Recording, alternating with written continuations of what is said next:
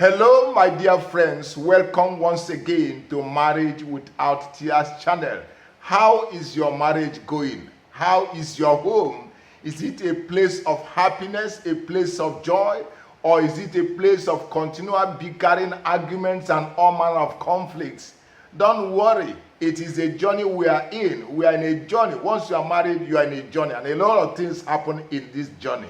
But today on Marriage Without Tears channel, I'm going to give you 3 critical elements you must try to apply in your marriage if you want it to meet expectation. If you want that marriage to see joy from time to time. If you want that marriage to actually become what you dreamt of from the onset of the union, you must apply these critical elements. Maybe if you have been a subscriber to this channel, you might have met some of them as we, in some of our videos. But I have decided to do a series.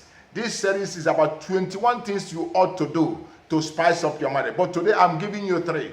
Please, I don't just want you to be, a watcher or a listener to this channel. I want you to also be a practicer, somebody that practices what we preach on this channel. Because if you don't practice it, I can tell you, your marriage will remain the same, or it will even go worse each and every season.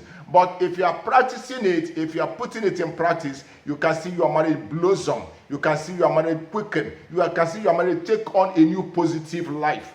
And that is what I ask of God concerning you and concerning your marriage. So please pay me undivided attention. I need your ear in this very particular edition because what we are trying to discuss here is very critical. I will just give you 3. Number 1, communicate openly and practice active listening. I have said so much about communication on this channel. If you look through our playlist, you will see some of the earlier editions on communication. Please go back, study it. But what I want to say here is communication is the bedrock of any relationship that will go the distance. In communication, we can afford to be vulnerable with our spouse. We open up, we tell our feelings, our dreams, our visions, our challenges. We bring it to the fore so that the person who is on a journey with us will be able to understand where we stand and where we are going. That is what communication does to a relationship. If you are communicating effectively in your relationship, you can be sure that there will be no secrets. You can be sure that transparency is involved in your communication. It is very, very important that you learn to communicate. I have seen couples who get so involved in their careers, in their occupations, in their places of work or business, that they don't no longer communicate with their spouses. The marriage has become such a mechanical terrain. Please learn how to communicate. And when you are communicating, please practice the art of what I call active listening, not selective listening. Not listening for the sake of finding a place of argument with your spouse. Not listening for the sake of finding the fault lines or the weaknesses in your spouse so that you have something to throw back at him or her. No. Listening for the sake of knowing the heart content, knowing what your spouse is saying per time, or trying to understand where he or she is coming from so that you will be able to also meet that person halfway is very, very important. And I want you to do this. Put this in practice in your relationship. The art of, communicating openly and practicing active listening. That is the very first thing that I want you to put in place. The second thing I want you to do is you must try as much as possible to prioritize, sharing quality time together. Many people don't do this anymore.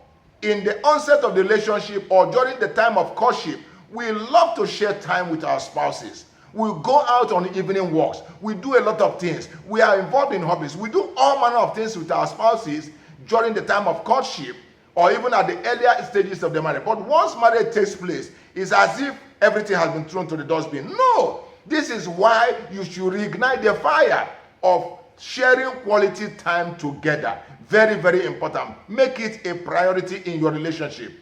There's something that happened in my own relationship some time ago. My wife got so concerned about her business. She will wake up 5 o'clock in the morning, do all the necessary things she do in preparation for her business, and then by 6 o'clock she's already out of the house. And of course, she comes back late in the night around 9 p.m. The same thing with me. I was so involved in my ministry activities that practically we don't talk anymore. We don't spend time anymore. It came to a season whereby we're almost developing, we are like strangers now. We come back only to sleep and wake up early and zoom up. No, at a point we discovered that our relationship was suffering. You must spend quality time together. Maybe in the evening, every day. Put a time for it. In the evening every day, or maybe at least on a Saturday. Take out the entire Saturday. Or once you attend services in the morning on Sunday, once you come back from your service, shut the door. Don't go out to anywhere. Spend time with one another. Learn, there are two things you can do to spice up that time you are together. Reminisce over old times. Look at some certain things in your relationship. Learn how to love one another again. It's very important. We don't do it at certain times in our relationship. We seem to throw all that to the dustbin, and that is why your relationship, begin to suffer. I want you to prioritize quality time together. Look at your timetable. When was the last time you actually spent a good time with your wife or with your husband? When was the last time? When was the last time you took her to dinner? When was the last time you played games together? When was the last time you did some certain things together as a couple? Please, get back. Come back. Sit back together and prioritize quality time. It's very important. Before I give you the very last one, if you are yet to subscribe to my channel, you are missing a lot. I must tell you, you are missing a lot, because we have done close to 160 something videos, and each video is packed with nuggets, critical things you can do to enliven your relationship. So please look at this red button, click on it, get subscribed, and be part of this channel, so that each day you come to this channel, you learn new things, glorious things that will make your marriage to become wonderful. Now the very last thing you must do is to know how to express gratitude and appreciation. Most couples don't know how to do that anymore. You buy jewelry for them, you buy a car for them, you do anything for them, It's as if the sacrifices you are making in the relationship doesn't matter anymore. But I can tell you that it takes a whole lot for a man or a woman to make the kind of sacrifices your spouse is making. I can tell you that. And if you don't learn how to appreciate your spouse or how to show gratitude, I can tell you that there are 1,001 people out there who will take your place. And when they do, you will be the complainant. Because every man, every woman likes to be appreciated. That is one thing about human nature. We all want to be appreciated. And there's no better person that can appreciate you than your spouse. But what we have these days, your man finishes dressing up, puts his tie looking elegant, and as he's going away, you don't even say anything.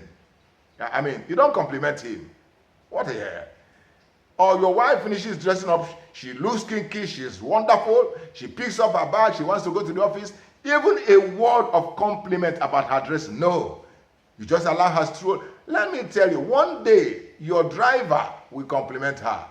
One day that man that sells groceries will compliment her. One day she will enter into a supermarket and one young man will compliment her. One day her boss in the office will compliment her. And when that happens, there is this tendency for someone to gravitate to those who compliment them.